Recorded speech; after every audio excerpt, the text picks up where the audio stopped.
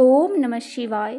प्रदोष व्रत भगवान शिव की आराधना के लिए अत्यंत शुभ माना जाता है। यह व्रत हर महीने के शुक्ल पक्ष और कृष्ण पक्ष की त्रयोदशी तिथि को किया जाता है, लेकिन सावन महीने में आने वाली प्रदोष व्रत का महत्व और भी अधिक बढ़ जाता है, क्योंकि यह महीना स्वयं भगवान शिव को समर्पित है। सावन में प्रदोष व्रत रखने से व्यक्ति को महादेव की विशेष कृपा प्राप्त होती है। साथ ही साधक के जीवन से सारे कष्ट दूर हो जाते हैं और मानसिक शांति मिलती है। शास्त्रों के अनुसार बुध प्रदोष व्रत करने से व्यक्ति को बुद्धि, वाणी और व्यवसाय में सफलता मिलती है। साथ ही जीवन में शुभता, शांति और सुख समृद्धि की प्राप्ति होती है। प्रदोष व्रत शिव पूजन व कथा सुनने के बाद ही पूर्ण होता है।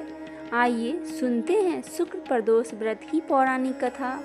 प्राचीन काल की बात है, एक नगर में 3 मित्र रहते थे।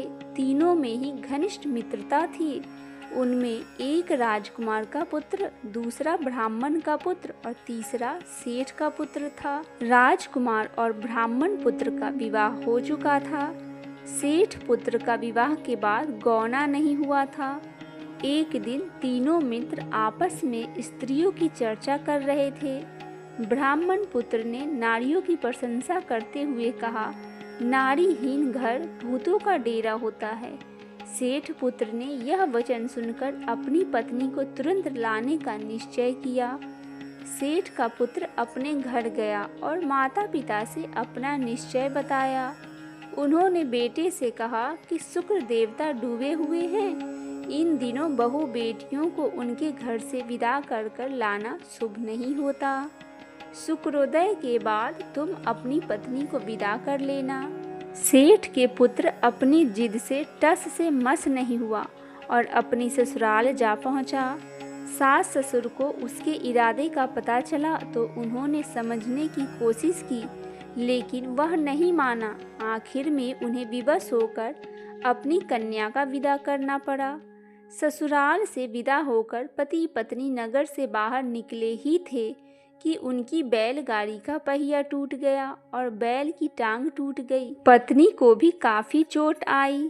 सेठ के पुत्र ने आगे चलने का प्रयत्न जारी रखा, तभी डाकुओं से भेंट हो गई। वे धन धान लूट कर ले गए। सेठ का पुत्र पत्नी सहित रोता पीटता घर पहुंचा। घर जाते ही उसे सांप ने डस लिया। उसके पिता ने वेदों को बुलाया। उन्होंने देखने के बाद बताया कि आपका पुत्र 3 दिन में मर जाएगा। उसी समय इस घटना का पता ब्राह्मण के पुत्र को लगा। उसने सेठ से कहा कि आप अपने लड़के को पत्नी सहित बहू तो घर वापस भेज दो। वह सारी बाधाएं इसलिए आई है कि आपका पुत्र शुक्र अस्त में पत्नी को विदा करके लाया है। अगर वह वहां पहुंच गया तो बच जाएगा। सेठ को ब्राह्मण पुत्र की बात जच गई और अपनी पुत्र वधू और पुत्र को वापस लौटा दिया। वहां पहुंचे ही सेठ की पुत्र की हालत ठीक होनी आरंभ हो गई। इसके बाद उन्होंने शेष जीवन सुख आनंद पूर्वक व्यतीत किया और अंत में दोनों पति पत्नी सुख पूर्वक स्वर्ग लोक को गए। बोली महादेव शिव शंभू की जय। आइए अब सुनते हैं प्रदोष व्रत की बहुत ही सुंदर सी दूसरी कथा। प्रदोष काल में किया गया यह व्रत भगवान शिव और माता पार्वती की विशेष कृपा प्राप्त करने के लिए एक अनूठा अवसर है। प्राचीन काल से ही प्रदोष व्रत को मंगलकारी और शिव की कृपा प्राप्त करने की एक महत्वपूर्ण साधन माना गया है। यह व्रत आपके शत्रुओं को शांत करने और जीवन में सफलता प्राप्त करने में भी सहायक है। आइए सुनते हैं प्रदोष व्रत की कथा। एक बार इंद्र और वृत्रासुर की सेनाओं के बीच एक भयंकर युद्ध छिड़ गया।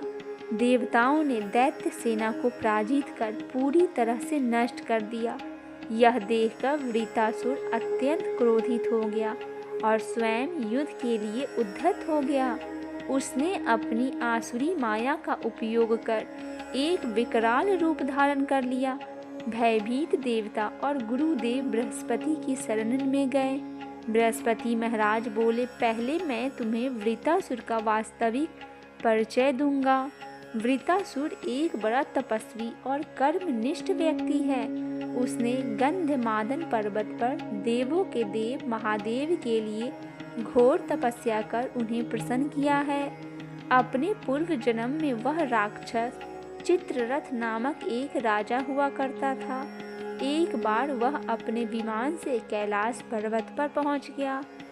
वहां शिवजी के वाम अंग में माता पार्वती को विराजमान देख उसने उपहास पूर्वक कहा, हे प्रभु, मोह माया में फंसे होने के कारण हम स्त्रियों के वशीभूत रहते हैं, पर देवलोक में ऐसा नहीं होता कि स्त्री आलंगनीबद्ध हो सभा में बैठे। चित्ररथ के यह वचन सुनकर सर्वव्यापी शिव शंकर हंसकर बोले, अरे मूर्ख, मेरा अपना अलंघनीय दृष्टिकोण है। मैंने समुद्र मंथन से निकले विश्व को अपने कंठ में धारण किया है और तुम मेरा ही उपवास करते हो। माता पार्वती क्रोधित होकर चित्ररथ से बोली, अरे दुष्ट, तूने सर्वव्यापी महेश्वर और मेरा भी उपहास उड़ाया है। अतएव मैं तुझे वह शिक्षा दूंगी कि फिर तू ऐसा संतों का उपहास करने का दुस्साहस भी नहीं करेगा। अब तू दैत्य स्वरूप धारण कर और विमान से नीचे गिर। माता पार्वती के अभिश्राप से चित्ररथ राक्षस योनि में जन्मा और त्वष्टा ऋषि के श्रेष्ठ तप से उत्पन्न होकर वृत्तासुर बन गया। गुरुदेव बृहस्पति आगे बोले, वृत्तासुर बाल्यकाल से ही शिव भक्त रहा है। अतः हे इंद्र, तुम बृहस्पति प्रदोष व्रत कर शंकर भगवान को प्रसन्न करो। देवराज इंद्र ने गुरु बृहस्पति के कहे कथन का पालन किया और फिर उनसे आशीर्वाद लेकर प्रदोष व्रत पालन विधिवत किया।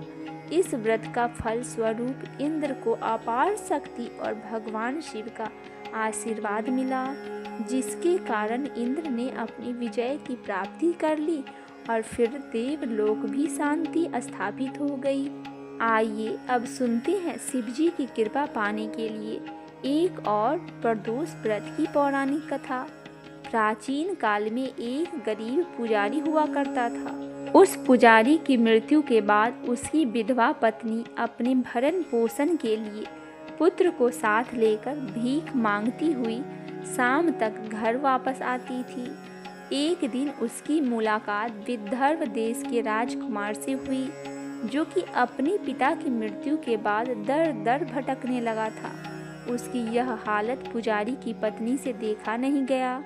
वह उस राजकुमार को अपने साथ अपने घर ले आई और पुत्र को जैसे रखने लगी। एक दिन पुजारी की पत्नी अपने साथ दोनों पुत्रों को सांडिल्य ऋषि के आश्रम में ले गई। वहां उसने ऋषि से शिवजी के प्रदोष व्रत की कथा एवं विधि सुनी तथा घर जाकर वह भी प्रदोष व्रत करने लगी। एक बार दोनों बालक वन में घूम रहे थे। उनमें से पुजारी का बेटा तो घर लौट गया, परंतु राजकुमार वन में ही रह गया। उस राजकुमार ने गंधर्व कन्याओं को क्रीड़ा करते हुए देखा तो उसने बात करने लगे। उस कन्या का नाम अंशुमति था। उस दिन वह राजकुमार घर देरी से लौटा। राजकुमार दूसरे दिन फिर से उसी जगह पहुंच गए जहां अंशुमति अपने माता पिता से बात कर रही थी।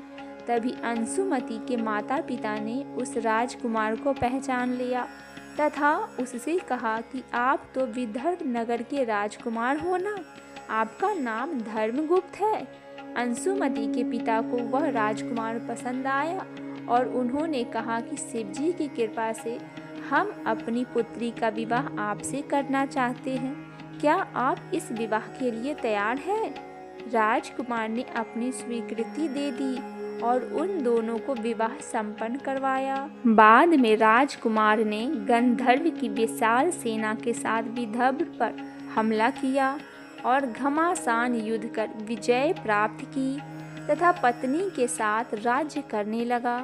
वहां उस महल में वह पुजारी की पत्नी और पुत्र को आदर के साथ ले आया तथा साथ रखने लगा। पुजारी की पत्नी तथा पुत्र के सभी दुख और दरिद्रता दूर हो गई और सुख से अपना जीवन व्यतीत करने लगा।